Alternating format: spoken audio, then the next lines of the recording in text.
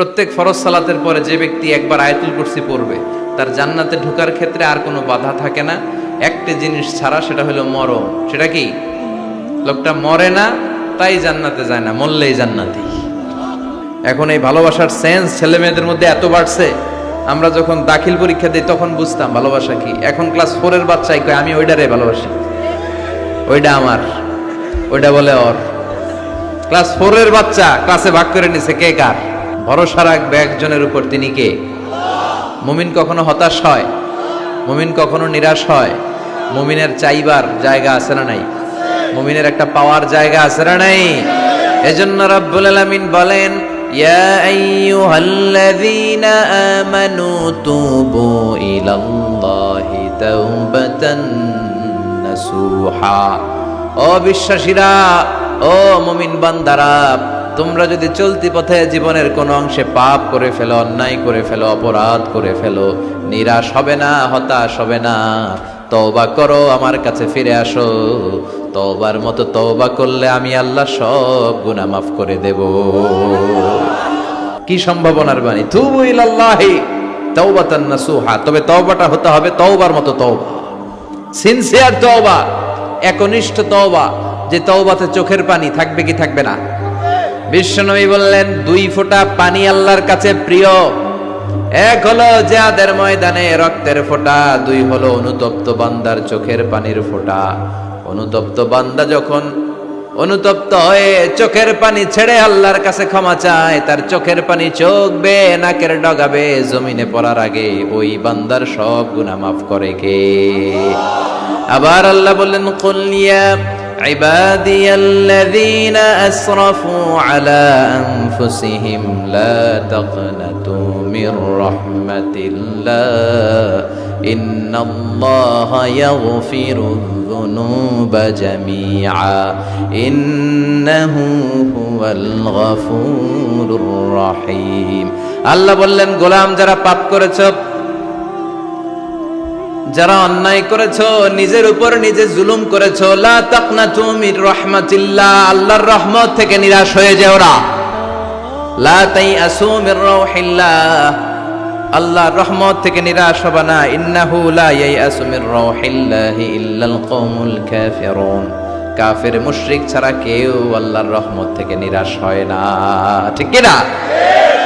কি আশার বাণী, কি সম্ভাবনার বাণী! নিরাশ হয়েও না, হতাশ হয়েও না, ভরসা রাখো কার উপর? আপনি কত পাপ করেছেন, কত নামাজ ছাড়ছেন, আপনি কত মিথ্যা বলছেন, কত জুলুম করছেন, কত ওজনে কম দিয়েছেন, কত সুদ খেয়েছেন, কত ঘুষ খেয়েছেন। আপনার পাপ যত বড় হোক, আল্লাহর দয়া ক্ষমার মহাসাগর তার চেয়েও বড়। আপনার পাপ আর অন্যায় যদি হয় বিলের পানির সমান, খালের পানির সমান, আল্লাহর দয়া হলো সাগরের পানির সমান। আপনার পাপ আর অন্যায় যদি হয় সাগরের পানির সমান, আমার আল্লাহর দয়া আর ভালোবাসা হলো মহাসাগরের পানির সমান। আপনার পাপ আর অন্যায় যদি হয় বড় বড় পাহাড়ের সমান, আল্লাহর দয়া হলো আকাশের সমান। ঠিক কিনা? আল্লাহ তুমি দয়ার সাগর, রহমানুর রহিম, তোমার দয়ায় পূর্ণ আমার সারা নিশিদিন, তোমার দয়ায় পূর্ণ আমার সারা নিশিদিন। চিল্লায় বলেন ঠিক কিনা? তার দয়ার শেষ নাই, তার মায়ার শেষ নাই, তার ভালোবাসার কোনো শেষ নাই। আমি আমারে যত ভালোবাসি তার চেয়েও আমারে বেশি ভালোবাসে কে? আমার বাবা মা আমারে যত বেশি ভালোবাসে তার চেয়েও আমারে বেশি ভালোবাসে কে? আল্লাহ ভালোবাসা তৈরি করে ভালোবাসাকে 100 টুকরা করলেন। 99 টুকরা ভালোবাসা আল্লাহ নিজের মধ্যে রাখলেন, আর 1 টুকরা ভালোবাসা আল্লাহ সবার মধ্যে ঢেলে দিলেন। দেখেন, 1 টুকরা ভালোবাসা পাইয়া আমাদের ভালোবাসার গানের শেষ নাই, ভালোবাসার নাটকের শেষ নাই, ভালোবাসার উপন্যাসের শেষ নাই, ভালোবাসার দিবসেরও শেষ নাই। আছে না নাই? 14ই ফেব্রুয়ারি বিশ্ব বেহায়া ভালোবাসা দিবস।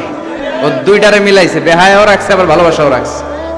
বিশ্ব বেহায়া দিবস, এটার সাথে মুসলমানদের কোনো সম্পর্ক নাই। চিল্লায় বলেন ঠিক কিনা? আমাদের সব সময় ভালোবাসা থাকে, সকালে ভালোবাসা, দুপুরে ভালোবাসা, রাতে ভালোবাসা, সবার জন্য সবার ভালোবাসা আছে না নাই? রসুল আমার ভালোবাসা, রসুল আমার আলো আশা, রসুল আমার প্রেম বিরহের মূল আলোচনা, রসুল আমার কাজে কর্মের অনুপ্রেরণা। ঠিক কিনা? আমাদের ভালোবাসার কোনো ঘাটতি নাই, এজন্য আমাদের ভালোবাসার জন্য দিবস লাগে না। যাদের ভালোবাসা নাই, যাদের মধ্যে কিলাকিলি, এদের দরকার ভালোবাসা দিবস। আমরা এই সমস্ত ভালোবাসা দিবস পালন করি না। ভালোবাসারে 100 টুকরা করে 99 টুকরা নিজের মধ্যে রেখে দিলেন, আরাম করে দিলেন কয় টুকরা? 1 টুকরার ধাক্কায় কি ভালোবাসা! 1 টুকরা না দিয়ে যদি 10 টুকরা দিত, তাহলে ভালোবাসা দিবস পালন করতাম মনে হয় 30টা। কথা কন। তারপর আবার আইয়ুব বাচ্চু মরার আগে বলে গেছে, সব ভালো তুই একা বাসিস নেই, একটু ভালোবাসতে দিস মোরে, এক আকাশে তারা তুই একা গুনিস নে। সব মুখস্থ বলা বান্ধব। তো 1 টুকরা ভালোবাসার কত নমুনা, কত মানুষের কত ভালোবাসার ঘটনা জানা আছে, কত ভালোবাসার স্টোরি জানা আছে, কত ফিল্মের স্ক্রিপ্ট আমাদের মুখস্থ আছে, জানা আছে যে ভালোবাসার জন্য কি করে, নায়ক নায়িকার জন্য কি করে, গার্লফ্রেন্ড বয়ফ্রেন্ডের জন্য কি করে। এই গার্লফ্রেন্ড বয়ফ্রেন্ড এদিকে ঢুকে নাই আশা করি, জুরিতে এগুলো নাই আলহামদুলিল্লাহ। হ্যাঁ, কেউ কয় নাই, কেউ কয় আছে। ইনশাআল্লাহ নাই। এগুলো যেন জুরিতে ঢুকতেও না পারে, চিল্লা এখন ঠিক কিনা? 1 টুকরা ভালোবাসার নমুনা এগুলো যা বলতেছি, সব এগুলো 1 টুকরা ভালোবাসার নমুনা। এখন এই ভালোবাসার সেন্স ছেলে মেয়েদের মধ্যে এত বাড়ছে, আমরা যখন দাখিল পরীক্ষা দিই তখন বুঝতাম ভালোবাসা কি। এখন ক্লাস 4 এর বাচ্চাই কয় আমি ওইটারে ভালোবাসি, ওইটা আমার, ওইটা বলে ওর। ক্লাস 4 এর বাচ্চা ক্লাসে ভাগ করে নিছে কে কার, ভাগাভাগি আছে না নাই? এই যে ভালোবাসা, 1 টুকরার ছিটে ফোঁটা তুমি পেয়েছো, তার নমুনা যদি দুনিয়ার বুকে এমন হয়। পৃথিবীতে দেখবেন মুরগি যখন বাচ্চা নিয়ে হাঁটে, মুরগির বাচ্চাগুলোর গায়ে হাত দেয়া যায় না, দিলে মা মুরগিটা কি করে? কামড় দিতে আসে, ঠোকর মারতে আসে। ছাগলের বাচ্চার গায়ে হাত দিলে ছাগলের মা চেতে যায়। 1 টুকরা ভালোবাসার ছিটে ফোঁটা। পত্রিকায় আমি দেখেছি বন্যার পানিতে পানি খাইতে খাইতে মা মরে গেছে, বাচ্চাটারে বুদ্ধি করে বালতির মধ্যে ধরে রাখছে, বাচ্চাকে জীবিত অবস্থায় পাওয়া গিয়েছে, আর মা লাশ। বাচ্চার ভালোবাসায় মা জীবন দিল, আছে না নাই? স্ত্রীকে বাঁচাতে যে চকবাজারের অগ্নিকাণ্ডে স্ত্রী সন্তান সম্ভবা, স্ত্রী এত বড় পেট, নামতে পারে না সিঁড়ি দিয়ে, আগুন দাউ দাউ করে, স্ত্রীকে ছেড়ে স্বামীও নামে নাই, স্ত্রীও জ্বলে গেল, ঝলসে গেল, স্বামীও ঝলসে গেল। স্ত্রীর ভালোবাসার জন্য স্বামী জীবন দিয়েছে। কয় টুকরা ভালোবাসা? পুরো 1 টুকরা ওই বেড়ায় পাইছে নাকি সবাই মিলে 1 টুকরা? সবাই মিলে ভাগে যোগে 1 টুকরা। এইটার নমুনা যদি পৃথিবীতে এমন হয় যে স্ত্রীকে বাঁচানোর জন্য স্বামী নিজের দেহটারে ঝলসে দেয়, বাচ্চাটারে বাঁচানোর জন্য মা নিজের জীবনকে বিলিয়ে দেয়, তাহলে যার মধ্যে 99 ভালোবাসা যিনি অটুট রেখেছেন, তার ভালোবাসা বেশি না কম? ওই আল্লাহর উপর ভরসা লাগে। এজন্য আল্লাহ বললেন, গোলাম ইয়া আইয়ুহাল্লাযীনা আমানু তুবু ইলাল্লাহি তাওবাতান নাসুহা। পাপ হয়েছে, অন্যায় হয়েছে, অপরাধ হয়েছে, নিজের উপরে নিজে জুলুম করেছো, নামাজ পড়ো নাই, মিথ্যা বলেছো, আমার দরজা তোমার জন্য খোলা, যায় নামাজটা বিছিয়ে দাও, ওযু করে চোখের পানি ছেড়ে গুনাহগুলোর কথা স্মরণ করে আমার কাছে ক্ষমা চাও। ক্ষমার মতো ক্ষমা চাইলে আমি আল্লাহ জীবনের সব গুনাহ মাফ করে দিতে পারি। ঠিক কি না? আল্লাহ সব মাফ করে দিতে পারে, তবে চাওয়ার মতো চাইতে হবে। পাপ হয় নাই এমন আমরা এদিকে কেউ নাই, আছে কি? কোনো পাপ করি নাই জীবনে, অন্যায় করি নাই, অপরাধ করি নাই, জুলুম করি নাই, এরকম কে কে আছেন? হাত তোলেন। একজনও নাই। হ্যাঁ, গোটা বিশ্বে একজনও খুঁজে পাওয়া যাবে না। ঠিক কি না?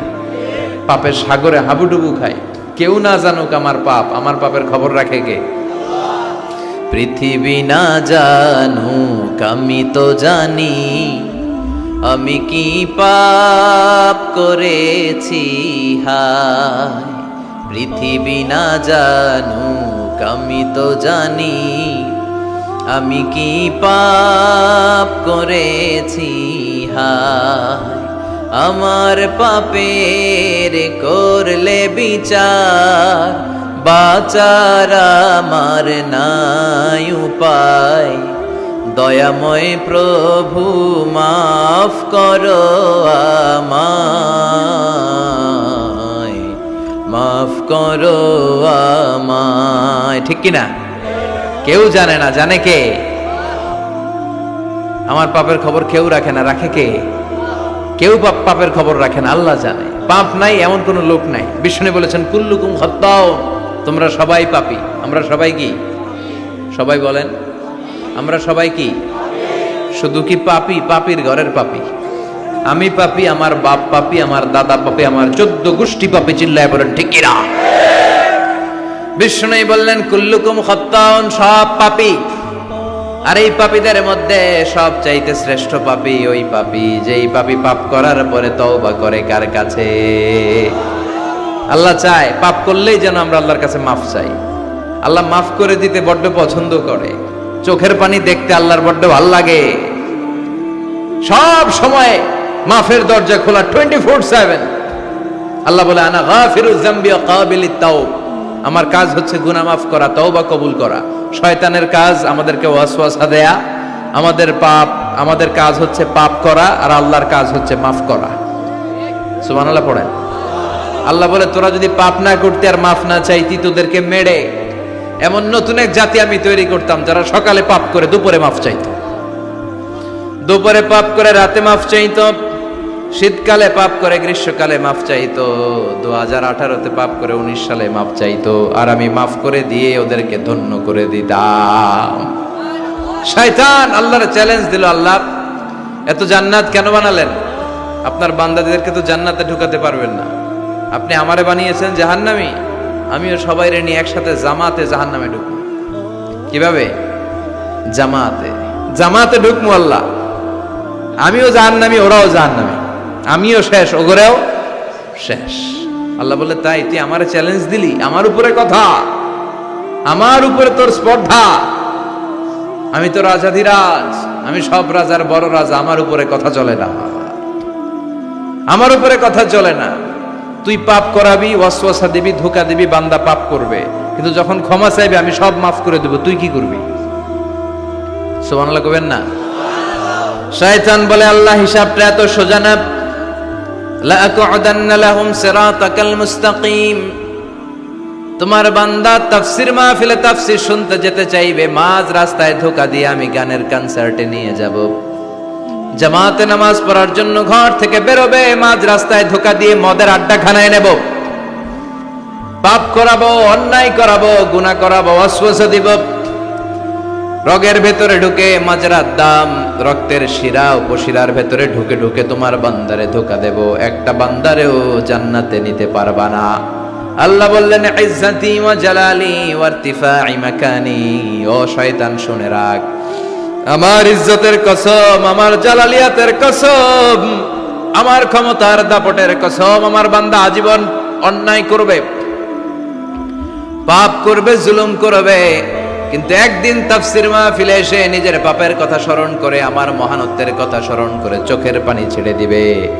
বান্দা চোখের পানি ছাড়ার সাথে সাথে আমি জীবনের সব গুনাহ মাফ করে দিয়ে বান্দার নাম জান্নাতীদের কাতারে তুলে দেব।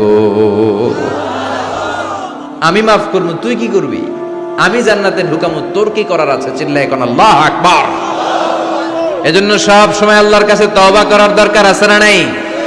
বিশ্বনবী বলেন আল্লাহি লা আস্তাগফিরুল্লাহ ওয়া আতুবু ফিল ইয়াউমি আকসার মিন 70 মাররা। ওয়াল্লাহি, মানে আল্লাহর শপথ। বিশ্বনবী বলছেন আল্লাহর শপথ, আল্লাহর কসম, আমি বিশ্বনবী প্রতিদিন 70 বারেরও বেশি তওবার ইস্তেগফার পড়ি। কয়বার? 70 বারেরও বেশি। আকসার মিন 70 মাররা। যে নবীর কোনো গুনাহ নাই, বিশ্বনবীর গুনাহ আছে নাকি? কথা কন না, কোনো পাপ নাই, তারপরও তওবা করতে কয়বার? বিশ্বনবী যদি 70 বার তওবা করতে, আমাদের করা দরকার কয়বার? হ্যাঁ, 70,000 বার। আমরা করি কয়বার?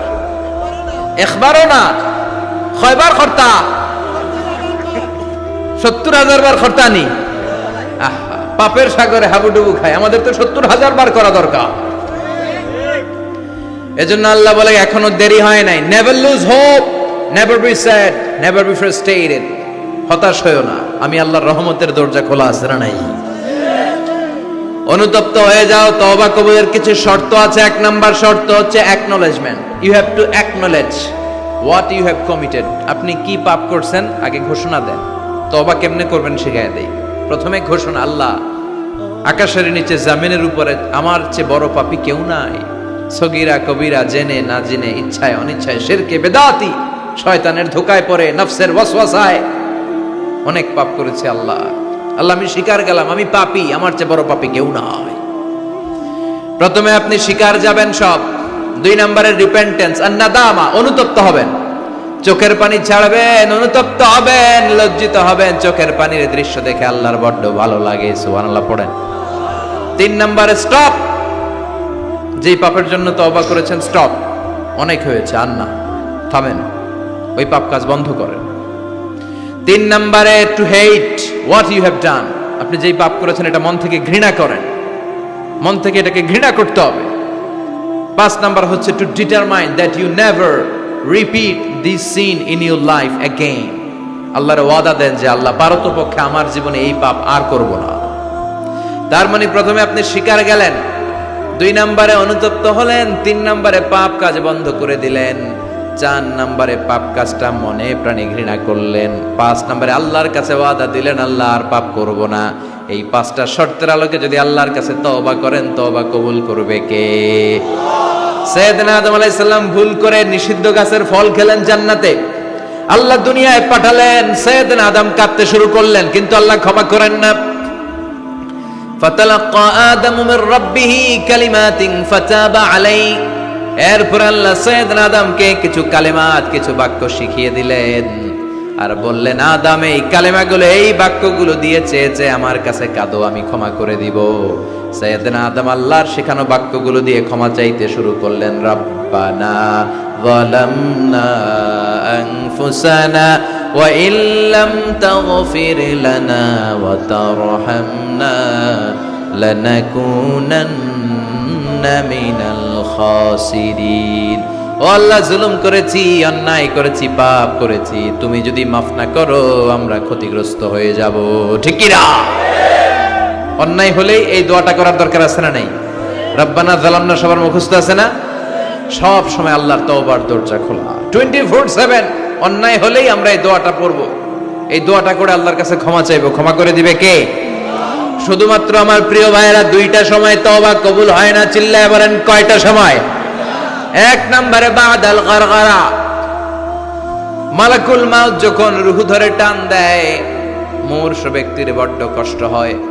গলা দিয়ে যখন রূহ বের হয়ে যায়, লোকটার গলায় গর গর গর গর গর গর শব্দ হয়। সে মালাকুল মাউতকে দেখে ফেলে, তখন আর তওবা করলে কবুল হবে? আপনি তো দেখেই ফেলাইছেন, সুযোগ তো অনেক পাইছেন, কাজে লাগার নাই। ঠিক কিনা? এটা হলো ফেরাউনের দশা। ফেরাউনকে যখন আল্লাহ লোহিত সাগরে ডুবাইলেন, পানি খাইতে খাইতে ফেরাউনের পেটটা এত বড়। এবার ফেরাউন হাত তুলা কয়, আনা মিনাল মুসলিমিন। কি কয়? আনা মিনাল, মানে আমি মুসলমান। কত ভালো মানুষ দেখছেন, মুসলমান। ফেরাউন না যদি মুসলমান হয়, আমরা থেকে কি লাভ? কথা কন। ফেরাউন হাত তুলে বলে, আনা মিনাল মুসলিমিন, আমি ভালো মানুষ। আল্লাহকে, তোর মতো ভালো মানুষের দরকার নাই, তুই মর। কারণ দ্য টাইম ইজ আপ, সময় শেষ। বাদাল গারগারা, তার সময় শেষ।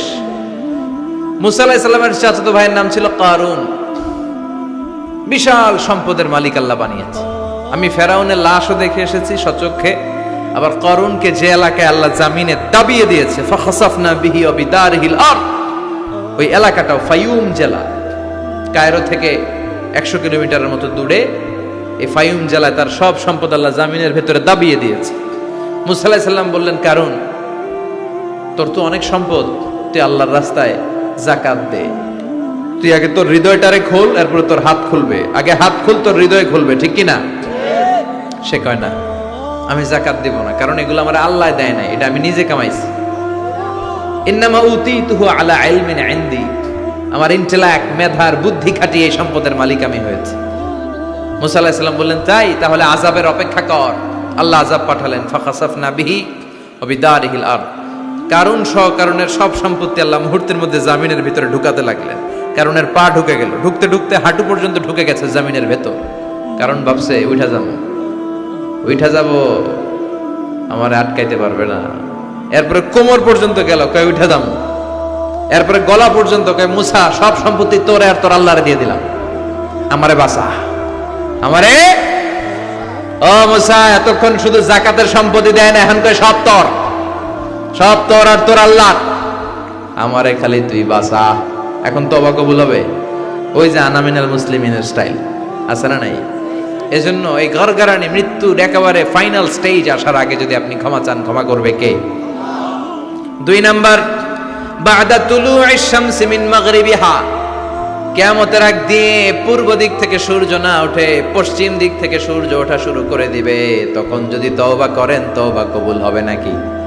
এর আগ পর্যন্ত যখনই আল্লাহর ডাক দিয়ে তওবা করেন, তওবা কবুল করে নিবে কে? আমাদের দেশে তওবা পড়ানোর জন্য মাওলানা লাগে। কি লাগে? কই হুজুরের ডাক, ইমাম সাহেবের ডাক, পীর সাহেব হুজুর রান তওবা পড়া আছে না নাই? হুজুর নাই তো তওবাও নাই। হুজুর এলাকায় নাই, হুজুর 3 দিন ধরে ছুটিতে আছে, কয় এখন তো তওবা পড়া যাবে না, কারণ হুজুর ছুটিতে। কত বড় ডাকায়! এরকম ডাকায় জড়িত আছে না নাই?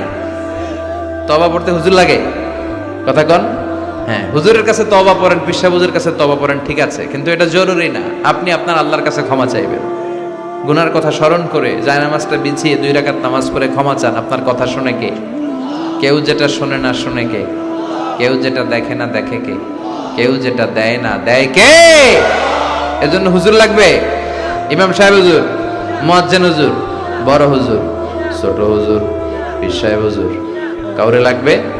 আপনার তওবা আপনি, আমার তওবা আমি। পাপ করলেই মাফ চাবো, এটার নাম তওবা। তওবা মানে to return to your Lord, আল্লাহর কাছে ফিরে আসবেন। আল্লাহর গোলাম আল্লাহর কাছে ফিরে আসবে, এর নাম তওবা। এজন্য আল্লাহ বললেন, গোলাম তুবু ইলাল্লাহি তাওবাতান নাসুহা, একনিষ্ঠ তওবা করো, একনিষ্ঠভাবে ক্ষমা চাও। ক্ষমার মতো ক্ষমা চাইলে সব গুনাহ মাফ করে দিবে কে? প্রতিদিন আমরা তওবা করব, রাজি আছেন? প্রতিদিন ইস্তেগফার করব। কয়বার? কথা হয় না মাতুক্কা? হ্যাঁ, কমসে কম 70 বার চেষ্টা করব প্রতিদিন পড়ব আস্তাগফিরুল্লাহ। কি পড়ব? আরো জোরে পড়ি আস্তাগফিরুল্লাহ। বিশ্বনবী বলেন, মান লাজিমাল ইস্তিগফার, যে সব সময় ইস্তিগফারের সাথে লেগে থাকে তার 5টা সওয়াব। 1 নম্বরে জাআলাল্লাহু লাহু মিন কুল্লি দিকিন মাখরাজা, বিপদে পড়লে উদ্ধার করবে কে? ওয়া মিন কুল্লি হাম্মিন ফারাজা, তার জীবনের সব দুশ্চিন্তা দূর করে দিবে কে? তাকে টেনশন মুক্ত করবে কে? আমাদের জীবনে টেনশন আছে না নাই? টেনশন নাই কার কার হাত তোলেন। হ্যাঁ, এই পোলাপান তোকে কি টেনশন? কিরে, পড়ালেখা টেনশন? তার মানে টেনশন নাই এমন মানুষ খুঁজে পাওয়া যাবে না। সবার টেনশন আছে, পড়ালেখার টেনশন, আবার কয়েকটার আছে বিয়ার টেনশন, আছে না নাই?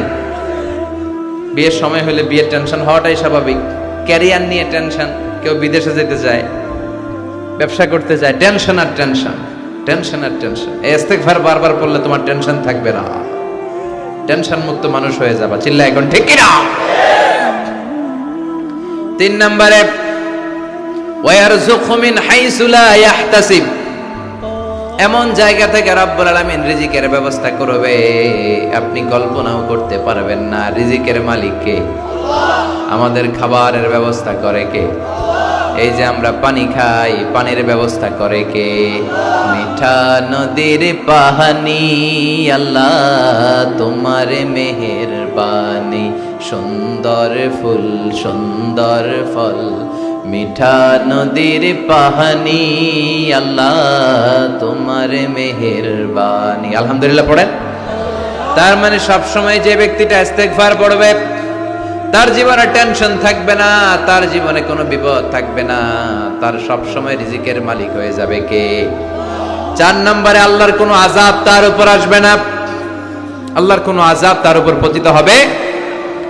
ওয়ামা কানাল্লাহু মুআযযিবাহুম ওয়া হুম ইস্তাগফিরুন,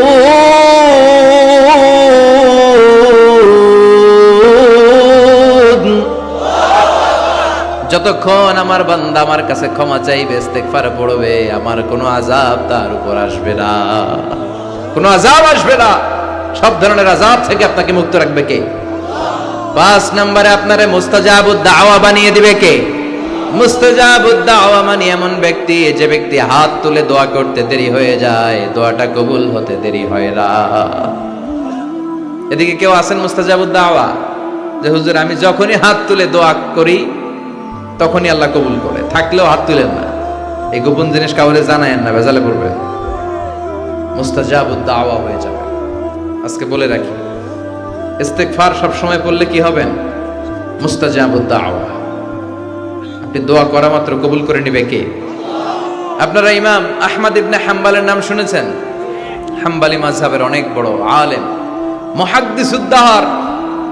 ওনার বিখ্যাত হাদিসের গ্রন্থ মুসনাদ আহমদ ইবনে হাম্বল একক হাদিসের গ্রন্থ হিসেবে পৃথিবীর সবচাইতে বড় হাদিসের কিতাব।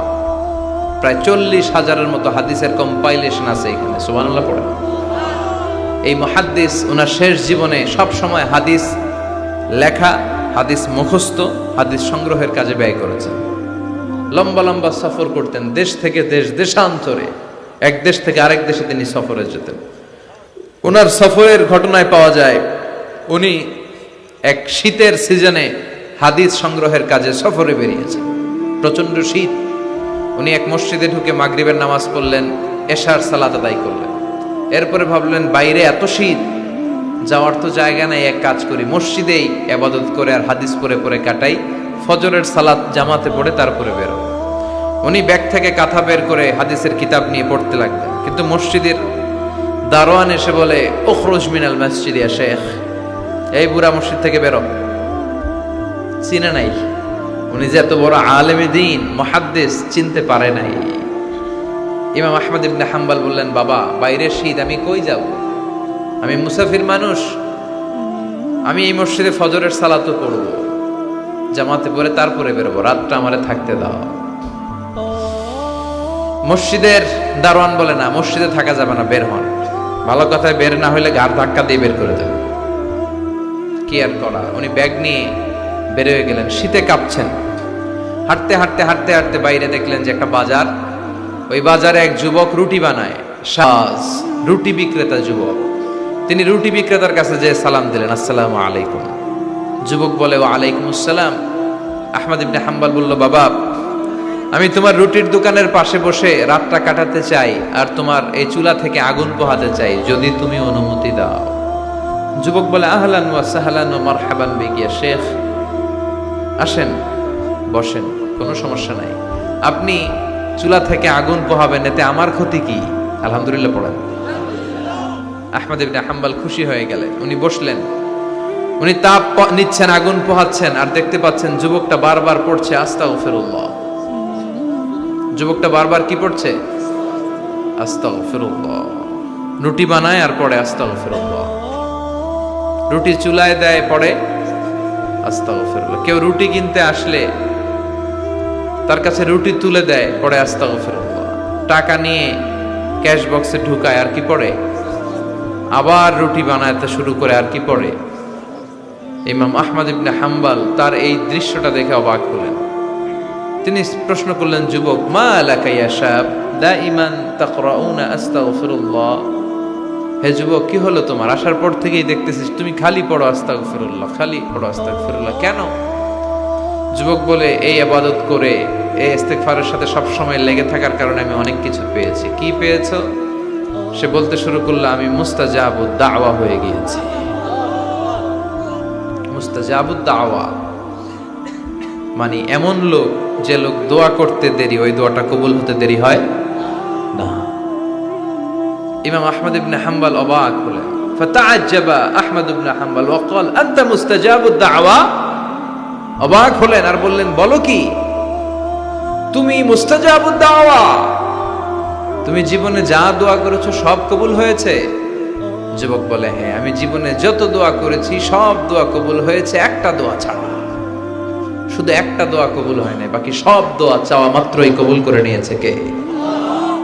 এবার আহমদ ইবনে হাম্বলের কিউরিসিটি আরো বেড়ে গেল। আহমদ ইবনে হাম্বল বললেন, বলো কি, সব দোয়া কবুল, আবার একটা দোয়া কবুল হয় নাই। এটা কোন দোয়া রে বাবা? এবার যুবক বলতে শুরু করলো, আমি আল্লাহর কাছে খুব চেয়েছি